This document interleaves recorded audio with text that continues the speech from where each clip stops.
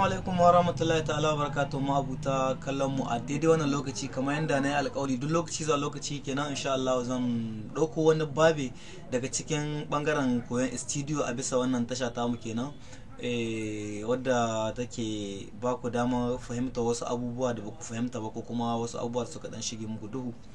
Haka ne, a cikin Sona Platinum muka tsaya a wancan lokacin, yanzu kuma za mu dora a ciki. Akwai wata matsala da take faruwa a cikin Sona Platinum wadda shi ma misali a gare ni ba wani babban abu bane ba sosai, to amma yana tada ma mutane da hankali sosai saboda yana takurawa in mutum yana cikin aiki. Gaskiya yana takurawa sosai.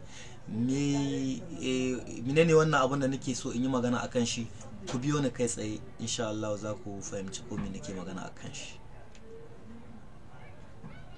Kamar yanzu in muka ɗauki Sona, ala dama ga Sona ta a buɗe. Ok, to tun daga Sona a buɗe, abin da nake yi muku misali, bari mu ta yi direct cikin aikin. Misali gashi zan karanta wa ga waka.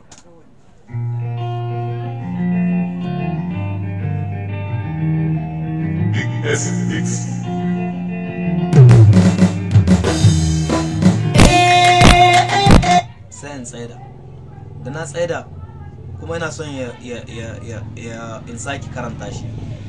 To a yawancin lokuta za a samu wani kuskure da mutum ba cikin ra'ayin shi ba, bai sani ba, bai san abin da ya taba ba ko ya danna. Misali ba zai ƙara dawowa na inda ya tashi ba. Yawanci wurin gyaran murya ake samu wannan problem, abin yake takura maka. Misali kaga zan tsaida kuma zai ƙara baya.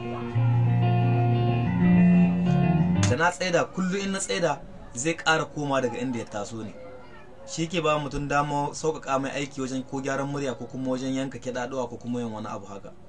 To in aka samu kuskure, misali wani ɗan guntun kuskure da bai kai ka ba, kamar sai in karanta haka, sai in kashe, sai in ce kuma bari in ƙara kunna. Kaga sai zai ki koma inda ya hoto, kawai duk kullum a inda na kashe shi anan zai tashi. Zan kashe anan wurin, ya dace ya koma daga inda ya hoto, amma kuma anan zai tashi ya ce. To wannan matsalan ba wata matsala bace ba, matsala ce kalilan, yanayin taba clavier ne ko kuma keyboard kamar yadda wasu suke kiran shi. Kenan ba wani abu ba za ka yi. Akwai abun da a keyboard, tunda a Windows muke magana yanzu, ba a Apple ba. Akwai abun da mu muna ce mishi control, amma da yawa inda mutum zai diba a saman keyboard za ka gan shi an sa CTRL, ko kuma in da faransanci ne CTRL, duk dai abin guda ne. CTRL ko kuma CTRL ko kuma CTRL ko kuma CTRL. To wannan abin shine zaka rike. In ka rike shi sai ka tai bisa W ko kuma W, so ɗaya zaka taba. In ka taba W ko kuma W tare da kana rike da shi wannan control kin. Bari in gani in kamar za ta bani dama in nuna muku abin a aikace. Ayana. Okay.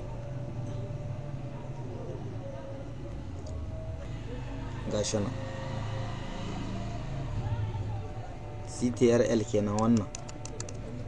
To kenan shine kawai zan rike, sai in danna W ko kuma W, wannan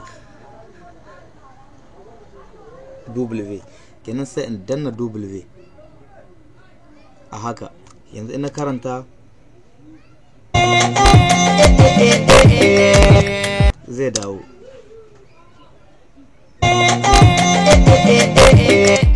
In kuma har yanzu na ƙara danna control da W, zai koma cikin wancan yanayin na duk inda ya tsaya a nan zai ci gaba.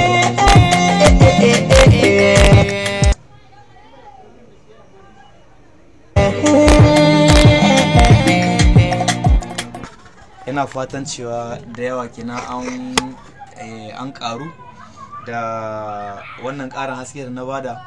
A ci gaba da bin kai sau da kafa kenan, kuma ya akwai wasu tambayoyi kada ku manci.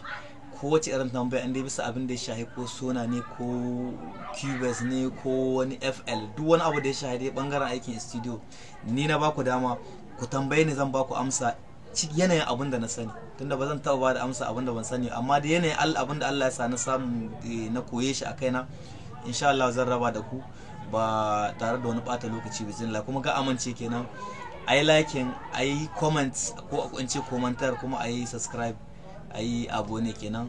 Nagode, naku kenan Mamman Sani VGS, ina tare da ku.